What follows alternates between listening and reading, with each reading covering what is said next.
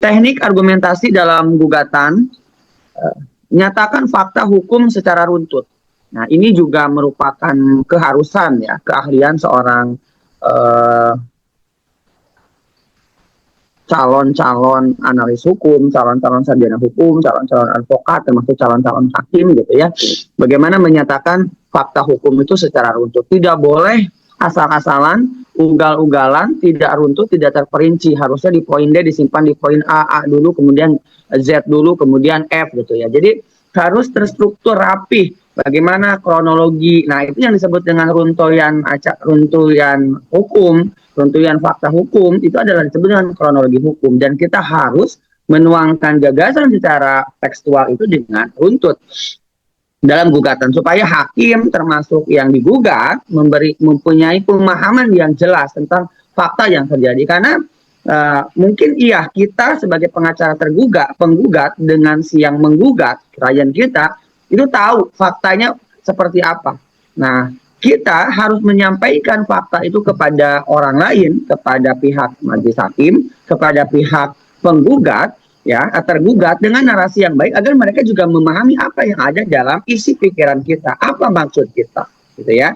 Kemudian kaitkan dengan pasal atau aturan hukum yang relevan. Tentu tadi beberapa kali saya sampaikan tidak disebut dengan gugatan hukum kalau hanya berisi dengan catatan-catatan yang sifatnya dongeng-dongeng dari penggugat atau dari tergugat tanpa didasari dengan pasal atau aturan hukum yang relevan dengan kasus yang sedang kita gugat. Gunakan silogisme hukum, aturan, fakta, dan kesimpulan. Tadi aturannya seperti apa ya, desain dan solinnya. Misalnya aturan itu bahwa dalam perma atau dalam undang-undang agraria bahwa tanah yang sudah dikuasai 30 tahun tanpa berhenti, tanpa ada pihak-pihak yang mengganggu, nah, ketika dilakukan gugatan maka disebut daluarsa. Tetapi fakta hukumnya misalnya ada pihak yang melakukan gugatan padahal tanah itu sudah lebih kepemilikannya dari 30 tahun misalnya. Maka kesimpulannya adalah gugatan yang dilayangkan oleh penggugat yang lain-lain itu misalnya tidak dapat. Nah, hal-hal begitu itu harus tercantum antara logika, silogisme, aturan, fakta, dan kesimpulan. Kemudian tegaskan hubungan sebab akibat, ya, dan hindari fakta tidak relevan atau multitafsir. Ya, untuk mengefisienkan gugatan dan dimengerti oleh majelis, ya, termasuk oleh tergugat, maka hindari fakta-fakta hukum yang tidak relevan atau multitafsir. Gugatan kita mengarah kemana, tetapi fakta yang kita sampaikan dalam gugatan itu arahnya kemana, gitu ya. Jadi nanti juga hakim akan menafsirkannya berbeda. Jadi fakta kita misalnya diagnosanya panas, kemudian dokter memberikan obatnya adalah obat migrain misalnya, atau obat demam berdarah gitu ya. Mungkin masih ada korelasi. Tapi kalau misalnya yang diagnosanya adalah sakit kepala kemudian diberikannya sakit perut, itu kan tidak relevan antara fakta yang seharusnya dengan apa yang kita mintakan. Ya, kemudian next slide. Nah, kita singkat saja. Kemudian adalah unsur argumentasi dalam jawaban. Setelah gugatan, maka akan timbul jawaban dari pihak tergugat. Apa yang harus ada dalam gugatan? Kalau tadi jawaban, kalau tadi dalam gugatan ada petita, ada petitum gitu ya, ada simpulan apa yang ingin digugat. Nah, dalam argumentasi jawaban pertama ada eksepsi tangkisan formil atau tangkisan formil. Jadi gugatan tidak memenuhi syarat hukum. Nanti saya jelaskan. Kemudian kedua, gugatan yang jawaban yang langsung menangkis dalil pokok perkara. Jadi kalau tadi eksepsi itu gugatan tangkisan terhadap syarat-syarat formil, nah sedangkan pokok perkara itu langsung kita membantah isi dari gugatan, ya, sudah kepada kasus yang digugat. Kemudian rekonvensi. Nah, rekonvensi itu adalah gugatan balik, ya. Ya, jika ada ya tergugat dapat mengajukan gugatan balik terhadap penggugat, maka nanti disebutnya yang menggugat ya disebut tergugat rekonvensi. Nah, tangkisan atau eksepsi itu memuat beberapa hal.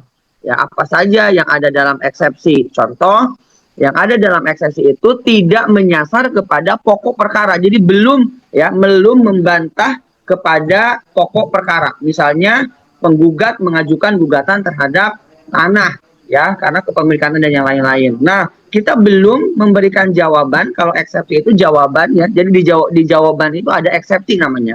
Nah, di jawaban itu ada eksepsi. Apa itu eksepsi? Itu menangkis dalil, ya, yang sifatnya formil, tidak eksepsi yang sifatnya surat, misalnya kompetensi absolut dan relatif. Misalnya si penggugat melakukan gugatan dengan objek gugatan yang berbeda dengan dengan yurisdiksi hukum. Misalnya yang digugatnya di mana, kemudian harusnya masuk ke pengadilan mana. Atau surat kuasa tidak sah. Jadi si penggugat mendapatkan surat kuasa dari si tergugat, ya, penggugat tadi, misalnya klien tadi, si penggugat itu memberikan surat kuasa kepada ahli hukum atau kepada advokat, tapi surat kuasanya tidak sah.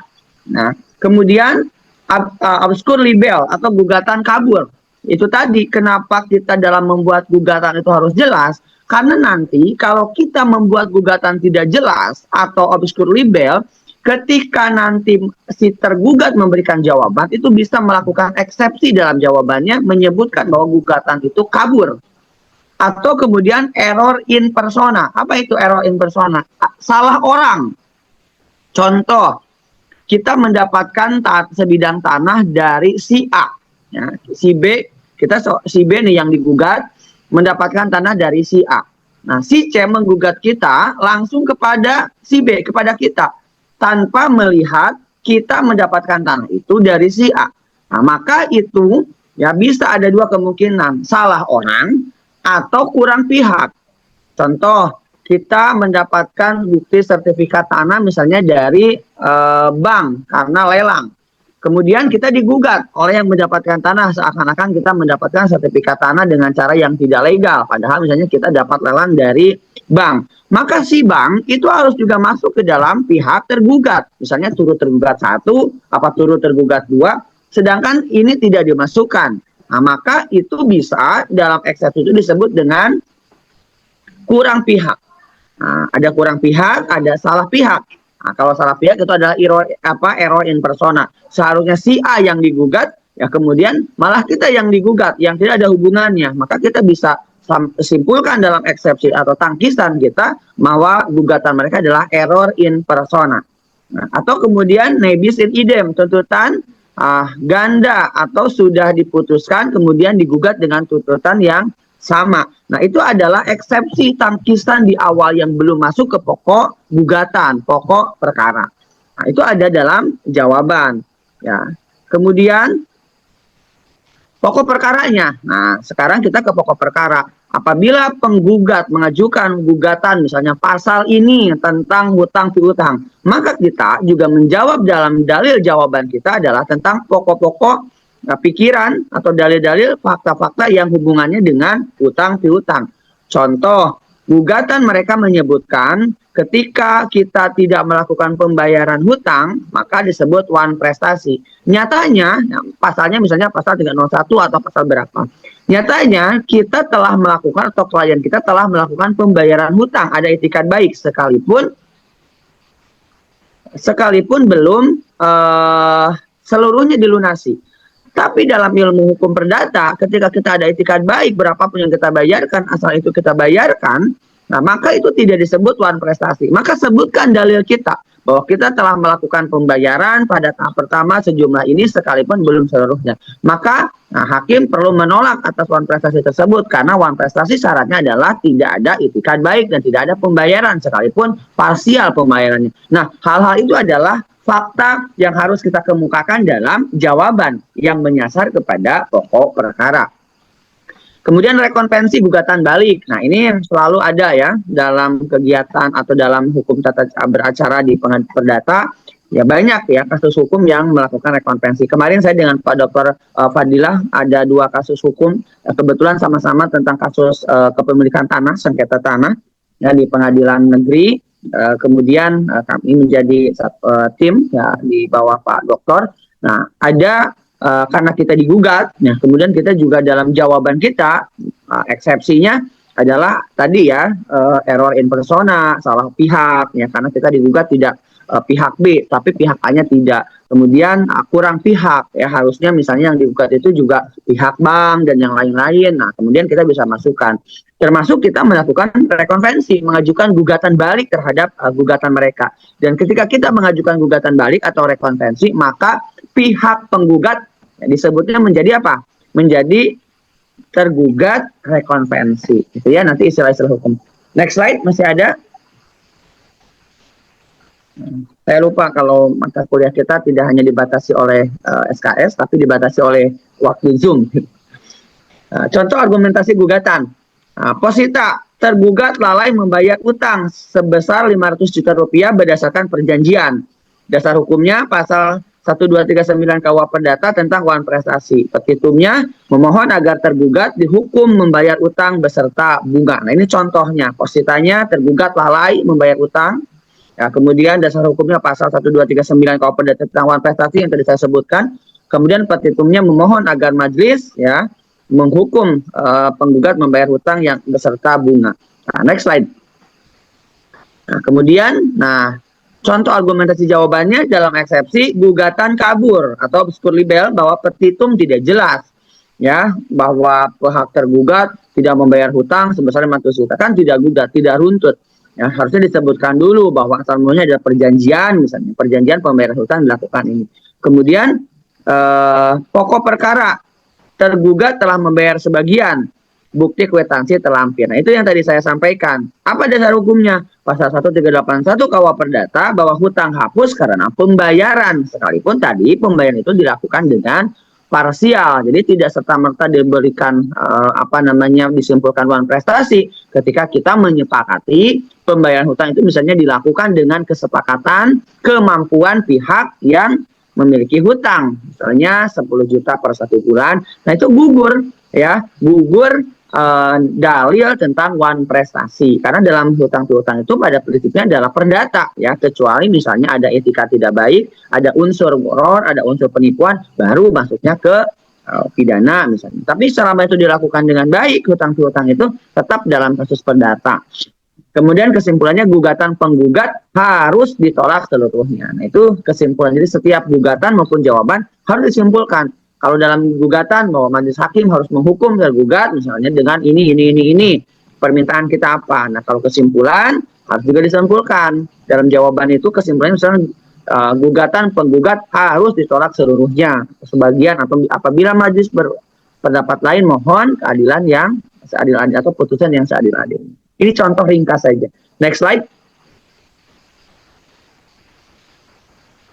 Oke, ini studi kasus ya. Penggugat menuntut pembatalan jual beli tanah karena tanpa persetujuan ahli waris. Kemudian tugasnya rumuskan argumentasi penggugat, kemudian rumuskan argumentasi jawaban tergugat, dan diskusikan silogisme hukum yang digunakan. Nah, ini tugas yang juga saya sampaikan di hari Selasa lalu kepada teman-teman kalian di kelas hukum 2023F kalau tidak salah. Nah, ini studi kasus agar teman-teman mengerti ya, silahkan mau personal atau kelompok Pak di awal sudah ada lagi. Ini lebih kepada awareness teman-teman supaya paham, setidaknya teman-teman bisa melihat kira-kira studi kasus mengenai gugatan atau jawaban seperti apa. Atau sekalipun tidak ini, saya ingin teman-teman nanti melampirkan tugas hanya mencari contoh gugatan ya. Jadi teman-teman lampirkan gugatan dan kemudian teman-teman juga melampirkan jawaban ya. Jadi dilihat gugatannya apa, kemudian jawaban mengenai gugatan. Jadi teman-teman bisa mengakses baik misalnya di putusan yang sudah ada, karena putusan majelis hakim itu akan mencantumkan gugatan dari penggugat ya, kemudian jawaban dari penggugat. Jadi dalam teman-teman nanti harus melihat ya naskah atau amar putusan ya atau putusan itu misalnya 200 lembar misalnya atau 50 lembar. Nah, itu dicantumkan oleh majelis hakim. Gugatan yang dilayangkan oleh penggugat dicantumkan oleh majelis hakim. Kemudian jawaban dari penggugat dicantumkan. Jadi tracking seluruh persidangan dari awal sampai akhir itu dalam kesimpulan itu ada dicantumkan kesaksian dan yang. Nah, coba dilihat oleh teman-teman sekalian jawaban atau gugatan dan jawaban dalam kasus tertentu ya. Jadi biar sinkron antara gugatan yang dilayangkan dengan jawabannya. Nah, teman-teman bisa carinya adalah di putusan majelis hakim untuk kasus tertentu karena di sana ada ya tergabung dalam kodifikasi putusan gugatan dengan jawaban. Tapi kalau hanya melihat contoh gugatan saja, maka mungkin nanti jawabannya tidak akan sinkron. Tapi kalau dalam satu naskah putusan, ya satu dokumentasi putusan, ya teman-teman bisa akses misalnya di bentuk PDF itu tercantum apa putusannya, apa gugatannya, apa jawabannya. Oke, next slide. Ini terakhir sepertinya, slide terakhir.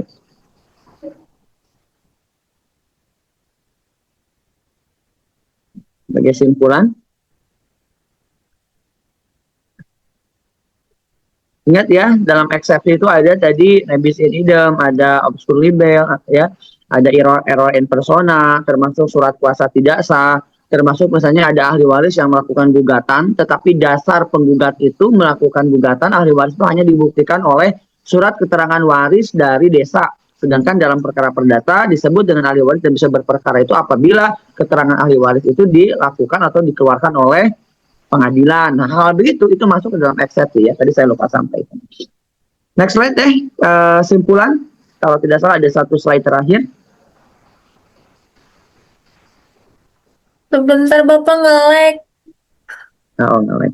Oke, nggak apa-apa. Yang jelas di kesimpulan itu tadi bahwa dalam gugatan teman-teman harus bisa memberikan simpulan narasi yang baik antara legal. Nah, ini argumentasi hukum dalam gugatan dan jawaban adalah senjata utama dalam beracara. Jadi kenapa disampaikan atau disebutkan bahwa argumentasi hukum dalam gugatan dan jawaban adalah senjata utama dalam beracara? Karena majelis hakim secara umum itu dapat melihat perkara putusan nanti ya sudah bisa membayangkan kemana arah putusan, kemana arah persidangan hanya dengan melihat gugatan dan jawaban. Karena pada prinsipnya sekalipun gugatan dan jawaban ini adalah babak awal gitu ya dalam proses persidangan sebelum adanya sebelum ada jawab jinawab atau replik duplik, kemudian sebelum adanya kesaksian, sebelum adanya kalau perkara tanah misalnya ada PS pemeriksaan setempat, termasuk ada simpulan dan yang lain-lain. Nah, majelis ketika melihat gugatan dan jawaban itu yang baik, itu akan sudah bisa jauh menerawang ke depan kira-kira apa yang akan terjadi dalam proses persidangan 6 bulan ke depan misalnya, hanya dengan melihat gugatan dan jawaban. Maka gugatan dan jawaban ini sebisa mungkin diberikan effort pembuatan gugatan dan jawaban dengan sebaik-baiknya. Jangan sampai seharusnya potensi untuk menang ya karena misalnya kita itu betul-betul sebagai pihak yang benar misalnya melakukan pembelian tanah dengan cara yang legal, surat menyuratnya ada dari BPD-nya, tapi karena si klien tidak bisa menyimpulkan atau memberikan gugatan atau memberikan jawaban terhadap gugatan seseorang yang mengaku-ngaku atas tanah kita misalnya kita sebagai pihak tergugat padahal tanah kita adalah tanah yang benar, kepemilikan kita benar dan yang lain-lain, tetapi karena penggugat misalnya memberikan gugatannya dengan baik, sedangkan kita yang seharusnya menang karena memang kita si pemilik tanah yang legal tapi tidak bisa memberikan jawaban yang baik, kemudian kita berpeluang misalnya untuk kalah. Nah, ini menjadi penting, makanya kenapa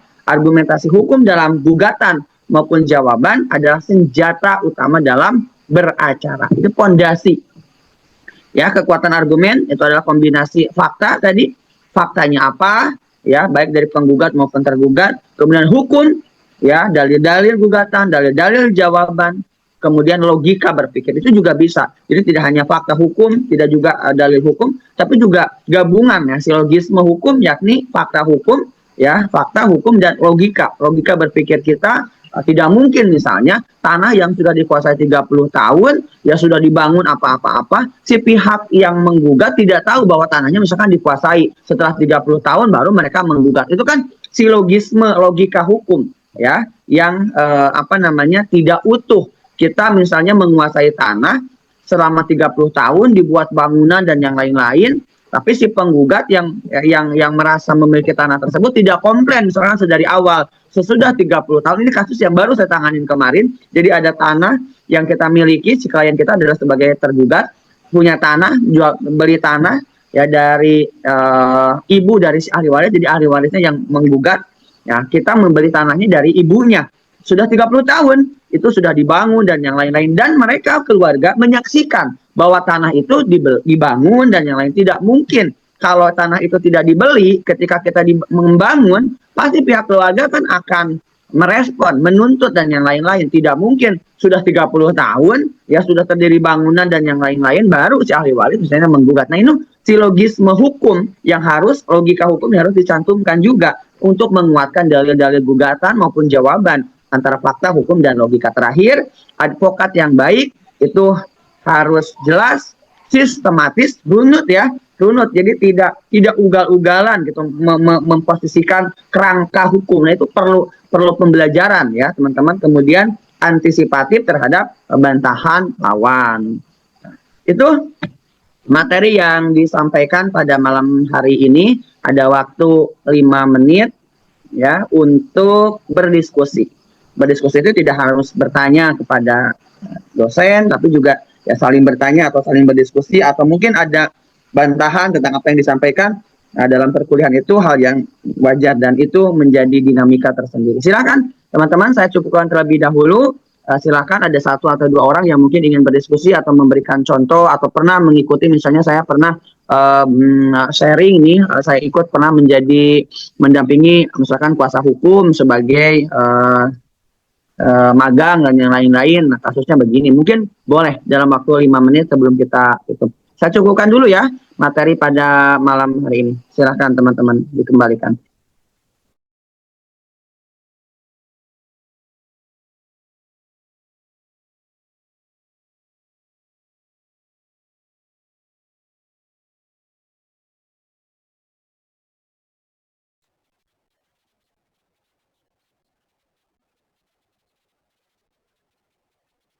Ada yang ingin bertanya atau berdiskusi?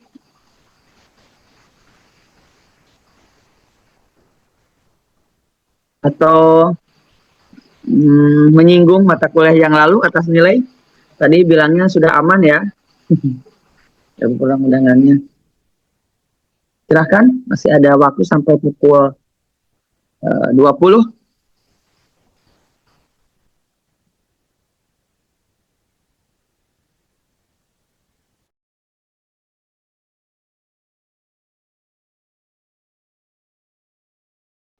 Oh iya, saya mau tanya, teman-teman ada mata kuliah yang offline penuh di hari apa saja?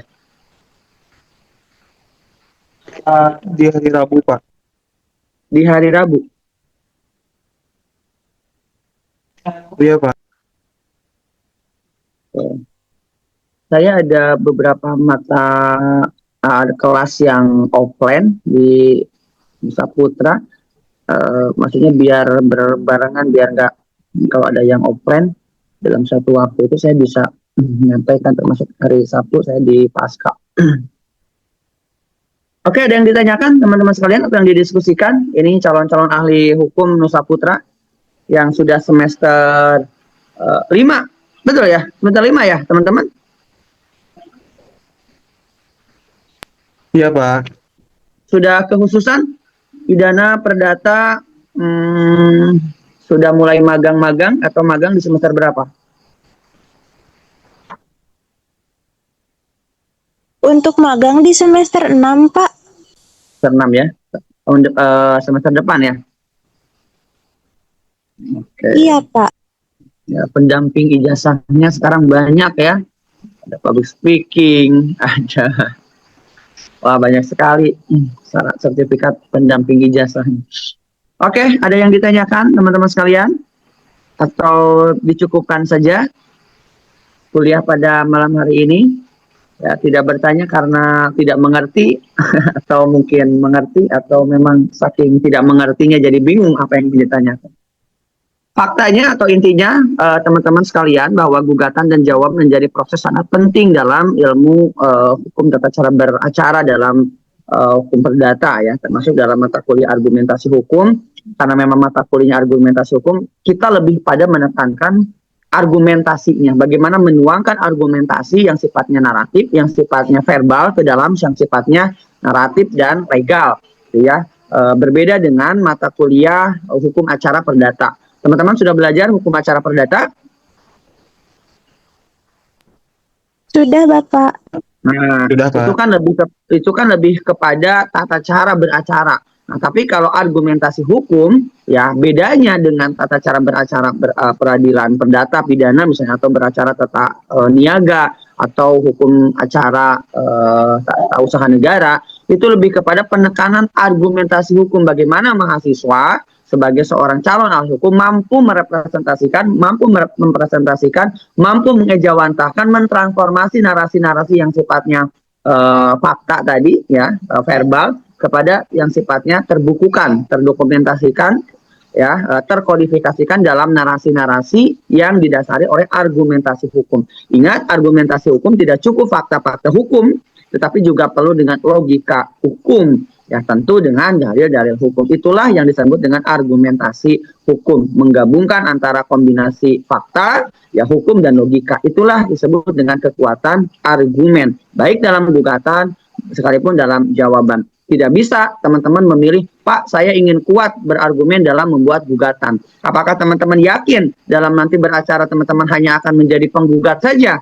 Mungkin saja teman-teman dalam beracara itu menjadi pengacara misalnya, baik bisa dijadikan pengacara dari klien penggugat, berarti harus membuat gugatan, paham terhadap gugatan. Ketika kita dijadikan pengacara kuasa dari seorang tergugat, nah maka kita harus memberikan jawaban. Tidak mungkin kita pilih-pilih, karena kalian saya hanya membuat jawaban, maka saya tidak menerima misalnya kuasa dari pihak penggugat. Itu kan tidak mungkin, hal yang tidak patut, gitu ya. Karena gugatan maupun jawaban bagian yang tidak terpisahkan dari proses beracara dalam hukum peradilan perdata.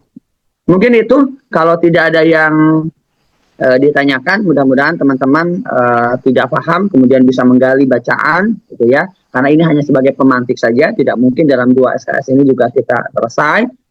Jadi ini adalah sebagai pemantik untuk teman-teman bisa menggali lebih banyak bukan bacaan, ya, lihat video-video tentang bagaimana tata cara membuat argumentasi hukum, membuat gugatan dan jawaban. Ini akan sangat terpakai, ya, oleh teman-teman baik sebagai seorang lawyers maupun sebagai analis hukum maupun sebagai ahli hukum, gitu ya, yang tidak ada kaitannya misalnya dengan profesi advokat, membuat dalil-dalil gugatan, membuat argumentasi hukum, ya, itu menjadi sangat penting, sangat layak dan sangat mutlak untuk kita bisa sisipkan dalam pengetahuan kita sebagai seorang calon sarjana hukum.